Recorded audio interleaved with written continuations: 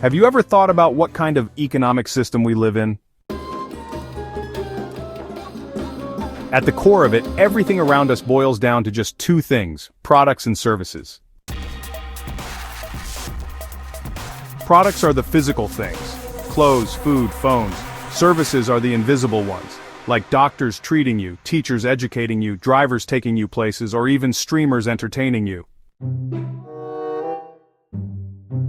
These two are the foundation of our economy, and at the end of the day, it's all about exchanging value for money. But here's something most people don't think about. Each of us plays a role in this system, whether we realize it or not. There are four major roles. First, consumers. That's everyone. We spend money every day just to live. Employees. We trade our time and energy for wages. This is basically modern slavery with a new name. Self-employed. Looks freer but still trapped in the same survival game. Employers and capitalists. They hold the real power, controlling jobs, wages, and profits. Yes, we may switch between these roles sometimes, but let's be real. The power is not equally shared, not even close. Now here's the question: who controls the money? The answer is simple: the banks. Banks are the heart of this system. So, you deposit your money, and, well, they give you just a tiny bit of interest. Then, they turn around and lend your money to someone else, charging like 10 times more in interest. That gap right there? Yeah, that's their profit. In other words, banks don't really serve people, they actually profit off people.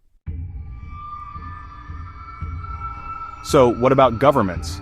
We're always told that governments represent the people, but honestly, in reality, they often end up serving corporate and elite interests instead. So governments run on tax money, but honestly, they don't really produce real value. They just collect from us, workers and small businesses, and then spend it. Where does all that money actually go? Infrastructure projects, for example, end up with private contractors. Military budgets, well, they flow to weapons companies. And even public services often get outsourced to private firms. So even government spending in the end ends up back in the hands of the rich. Now let's get to the root of the issue. This whole system is built to concentrate wealth and power into the hands of a few. Workers have to sell their labor just to survive. Employers control businesses and production. Banks control the money. Governments enforce the system using laws, education, media, and police. And what's the result? The rich keep getting richer, the poor keep getting squeezed, the environment keeps getting destroyed, health and education become luxury items, war becomes a tool for control. So what's the solution? Well, it starts with awakening and organizing. Stage 1. Awakening minds. We need to open people's eyes to this truth. Money is a man-made rule, not a natural law.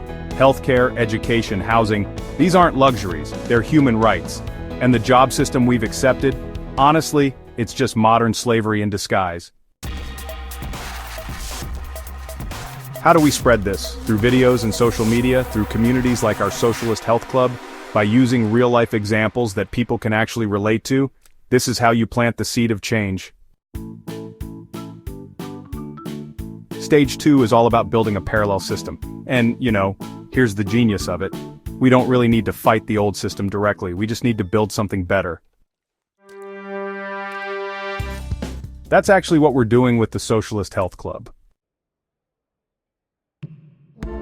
So here's how it works. People pool their money into a shared fund, which is used to build clinics and buy equipment.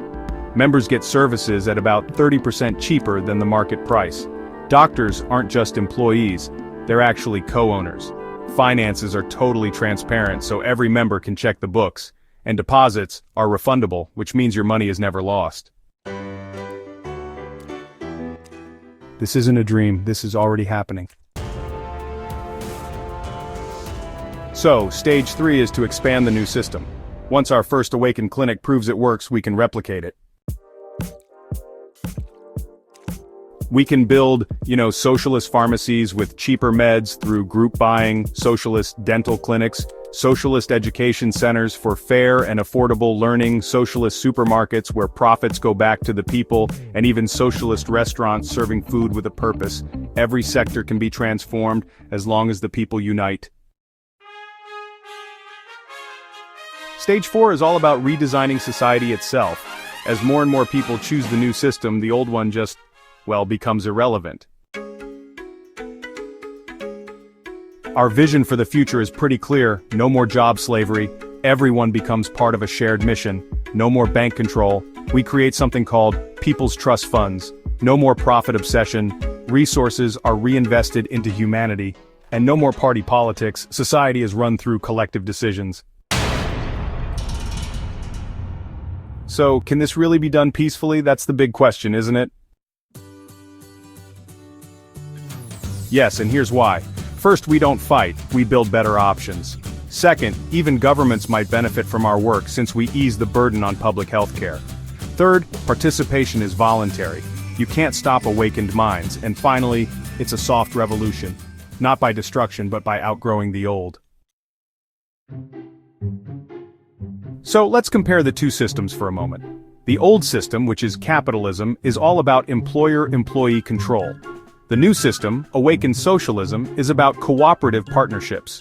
In the old way, wealth is concentrated, but with the new, wealth is shared. Profit comes first in the old system, while people come first in the new. There's hidden information in capitalism, but full transparency in Awaken Socialism. Money is above all in the old, but humanity is above all in the new. Forced labor exists in the old, while participation is voluntary in the new. And finally, there's a bank monopoly in capitalism, but community-owned finance in Awaken Socialism. In short, we don't need to destroy the old world. We just need to build a better one, and let people choose. If you believe in this vision, if you feel this message, share it, talk about it, join us, because awakening is the first step, and action is how we change the world.